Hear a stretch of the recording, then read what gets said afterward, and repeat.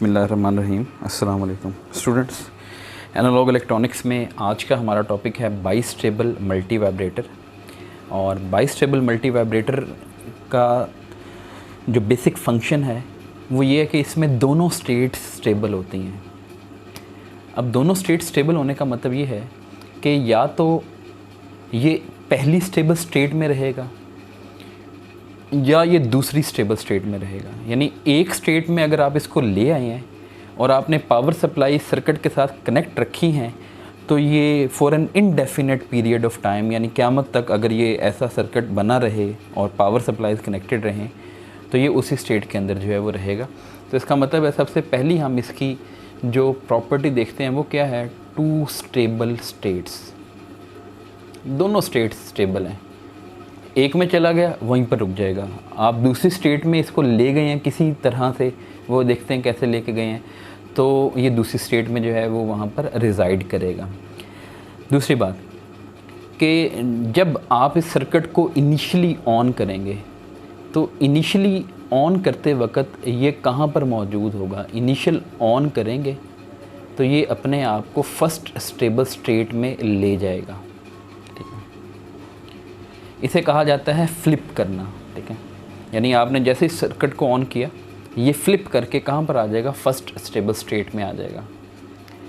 अब जैसे ही आप इस सर्किट को खुद से ट्रिगर करेंगे एक्सटर्नली, यानी ये जो यहाँ पर मैंने एस लिखा हुआ है और आर लिखा हुआ है, एस का मतलब होता है सेट और आर का मतलब होता है रीसेट। तो अब अगर आप इसको क्या करेंगे, सेट और रीसेट, यानी खुद से क्या करते हैं, इसको ट्रिगर करते हैं बाहर से, तो ये ट्रिगर की वजह से कहाँ पर चला जाएगा, फर्स्ट स्टेबल स्टेट से निकलेगा और कहाँ पर चला जाएगा, सेकंड स्टेबल स्टेट में चला जाएगा। आप एक और ट्रिगर दें इसको, इसका मतलब है कि ट्रिगर की वजह से ये फर्स्ट स्टेबल स्टेट से निकला और कहाँ पर चला गया, सेकंड स्टेबल स्टेट। आप देख रहे हैं यहाँ पर एक ट्रिगर नहीं है, दूसरा ट्रिगर भी है। आप जब दोबारा से ट्रिगर देंगे तो ये सेकंड स्टेबल स्टेट से निकलेगा और फर्स्ट स्टेबल स्टेट में वापस चला जाएगा। तो फर्स्ट से सेकंड स्टेट में जाने का जो प्रोसीजर था उसे कहा जाएगा फ्लिप करना, और सेकंड से वापस ओरिजिनल स्टेट में जाना उसे कहा जाएगा फ्लॉप होना, ठीक है। फ्लॉप बैक, वापस जो है अपनी ओरिजिनल सिचुएशन में चले जाना। तो इसलिए इस बाईस्टेबल मल्टी वाइब्रेटर को फ्लिप फ्लॉप भी कहा जाता है, ठीक है। अब होगा ये कि जैसे ही आप इस सर्किट को ऑन करेंगे, आपने क्या किया है कि इसको सिमेट्रिक बनाने की कोशिश की है। Q1 Q2 दोनों के साथ जो रजिस्टर हैं वो तकरीबन सेम है, यानी कलेक्टर के साथ जो रेजिस्टेंस है वो सेम है। फर्स्ट के कलेक्टर को सेकंड के बेस के साथ जोड़ दिया एक रजिस्टर के ज़रिए, सेकंड के कलेक्टर को फर्स्ट के बेस के साथ जोड़ दिया एक रजिस्टर के ज़रिए। कोई कैपेसिटर इन्वॉल्व नहीं है यहाँ पर, यानी फीडबैक में, ठीक है। इसको फीडबैक कहा जाता है, यानी एक के आउटपुट दूसरे के इनपुट को, दूसरे के आउटपुट पहले के इनपुट को, ठीक है। तो इस तरह का जो सिचुएशन होती है इसे कहा जाता है क्रॉस कपल्ड फीडबैक, ठीक है। तो यहाँ पर आप ये देख रहे हैं ये क्रॉसिंग आपको दिख रही है, तो इसलिए इसको क्रॉस कपल्ड फीडबैक जो है वो कहा जाता है। अब आपने सिचुएशन ऐसी है कि आपने Q1 को ओरिजिनली जो है वो सेचुरेशन में रखा हुआ है, यानी फ़र्ज़ करें जैसे ही मैंने ऑन किया Q1 कौन से रीजन में है, सेचुरेशन में, और Q2 जो है वो कौन से रीजन में है, कट ऑफ में। अगर Q1 सेचुरेशन में है, ये सेचुरेशन में है, तो इसकी कलेक्टर पे जो आउटपुट वोल्टेज होगा, यानी ये जो A है इसकी कलेक्टर पे जो आउटपुट वोल्टेज होगा वो 0 होगा, 0 वोल्ट। और ये जो B है सेम स्केल पे ड्रॉ करते हैं, ये B, ये इस वक्त कट ऑफ में है, तो कट ऑफ में जो कलेक्टर वोल्टेज होता है वो किसके बराबर होता है, VCC के बराबर होता है। अब आपने ये जो B है, B पॉइंट के ऊपर क्या चीज़ आपको वोल्टेज मिल रहा है, VCC। तो इसका मतलब ये जो R1 और ये जो R3 है और ये है -VBB, ये R1 और R3 लगे हुए सीरीज़ में कहा जाता है वोल्टेज डिवाइडर सर्किट। इसका मतलब है ये जो VCC वोल्टेज है ये इस चीज़ को इंश्योर करेगा कि Q1 की बेस के ऊपर जो वोल्टेज आपको मिल रहा है वो कौन सा वोल्टेज मिल रहा है, पॉजिटिव, यानी वो 0.7 वोल्टेज से ज़्यादा है, ताकि Q1 हमेशा कहाँ पर रहे, सेचुरेशन में रहे। और अगर ये यहाँ पर सैचुरेशन में रहेगा तो यहाँ पर वोल्टेज किसके बराबर होगा, 0 वोल्ट। अब अगर यहाँ पर वोल्टेज 0 है तो जब यहाँ पर देखेंगे तो ये 0 से भी क्या होगा, कम होगा, क्योंकि ये माइनस या नेगेटिव पावर सप्लाई के करीब है। इसका मतलब है यहाँ पर वोल्टेज है नेगेटिव, यानी 0.7 से भी कम, इवन 0 से भी कम नेगेटिव। तो Q2 कहाँ पर है, कट ऑफ में। इसका मतलब है Q2 ने Q1 को सैचुरेशन में रखा हुआ है और Q1 ने Q2 को कट ऑफ में रखा हुआ है, यानी एक दूसरे की हेल्प कर रहे हैं कि आप अपनी अपनी स्टेट को क्या करें, रिटेन करें। Q1 हमेशा सैचुरेशन में रहे और Q2 हमेशा कहाँ पर रहे, कट ऑफ में रहे। अब आप क्या काम करें, ये इसकी स्टेबल स्टेट है, यानी अब आप इस सर्किट को नहीं छेड़ेंगे ना तो ये ऐसे ही रहेगा कि ये जो B है, यानी ये इस सर्किट Q2 की आउटपुट हमेशा हाई रहेगी और ये जो A है इस सर्किट की आउटपुट वो हमेशा क्या रहेगी, लो रहेगी, और ये हमेशा ऐसे ही रहना है। इसको क्या कहा जाएगा, ये कौन सी स्टेट है, this is the first stable state. अब हम इसको फ्लिप करवाते हैं दूसरी स्टेबल स्टेट में। कैसे, मैं क्या करता हूँ, ट्रिगर अप्लाई करता हूँ।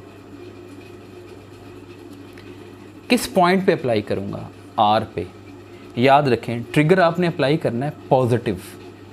पॉजिटिव का मतलब है यानी इस R पॉइंट पे हाई वोल्टेज देना है थोड़ी सी देर के लिए। बस यहाँ पर एक वायर लगाएं, उस वायर को पावर सप्लाई है जो पॉजिटिव पावर सप्लाई है, बस उसके साथ यूँ एक टच कर दें सिर्फ, जस्ट फॉर अ मोमेंट, तो ये कैपेसिटर फ़ौरन चार्ज हो जाएगा। तो apply trigger at R। Trigger दो तरह के होते हैं, लो लेवल ट्रिगर या हाई लेवल ट्रिगर। हम यहाँ पर इस वक्त हाई लेवल ट्रिगर दे रहे हैं, यानी पॉजिटिव बैटरी के साथ कनेक्ट कर रहे हैं। जैसे ही यहाँ पर आप पॉजिटिव वोल्टेज देंगे, Q2 पहले कौन सी सिचुएशन में था, कट ऑफ, क्योंकि इसकी बेस पे नेगेटिव वोल्टेज था।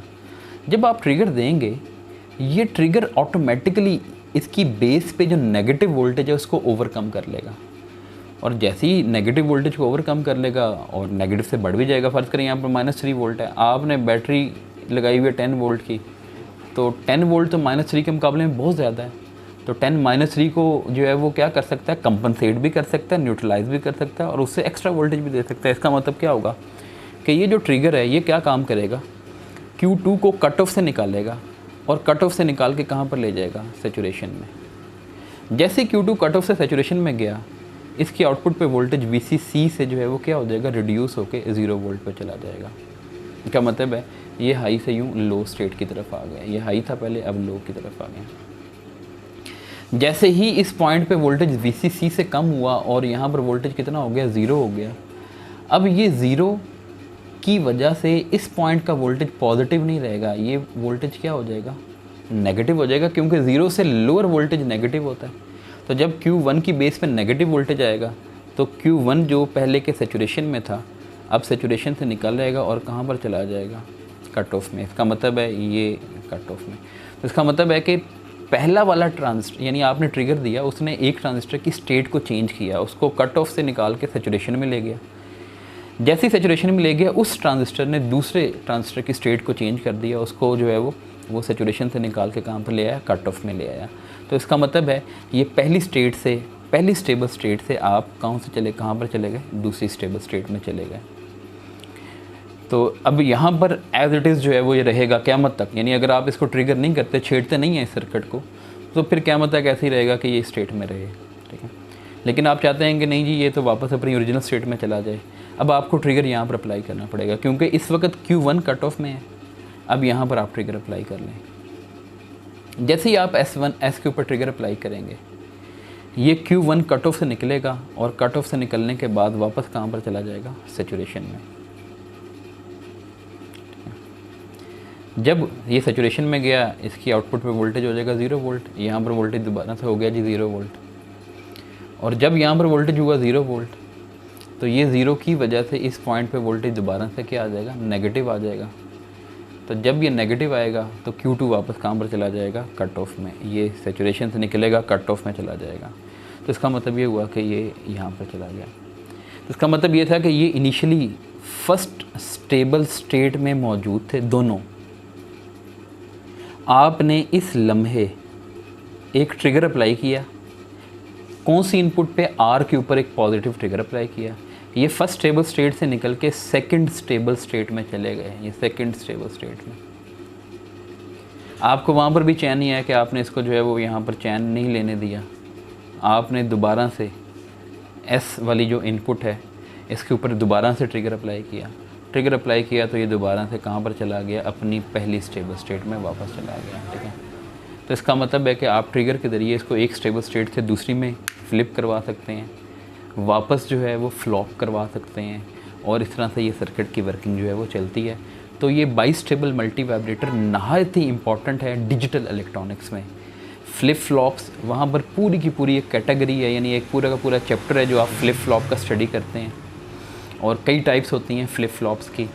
और फ्लिप फ्लॉप में बस याद रखें कि एक आउटपुट हमेशा दूसरे आउटपुट के ऑपोजिट होता है, यानी एक अगर लो स्टेट में है तो दूसरा कहाँ पर होगा, हाई स्टेट में होगा।